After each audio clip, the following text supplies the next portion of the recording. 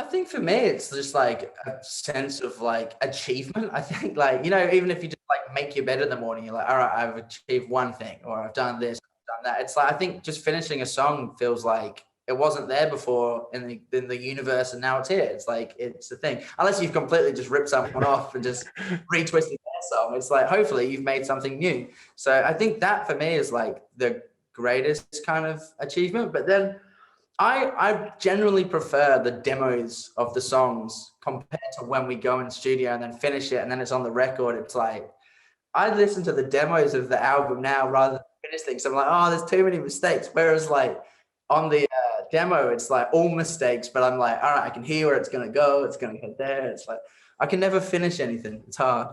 Well, like you said, and especially being at home all the time this last year and having all that time on your hands, you can fret over all those little things. So has that been difficult as you were making this album?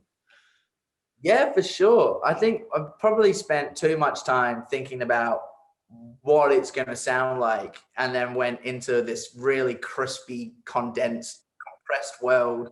Whereas I probably should have just thought about the idea a bit more. So I don't know. I think there's a balance, and I'm always trying to find that with production. I think where you can either think about it too much or like. But I think there was a definite feel for the record, which I was happy with it overall. It sounded like all those songs kind of were meant to be on that record. So, and I feel like I hadn't felt like I'd achieved that before on a record. So, and obviously each record we hopefully will build upon, and then the next one will get better, and the next one will slowly get better.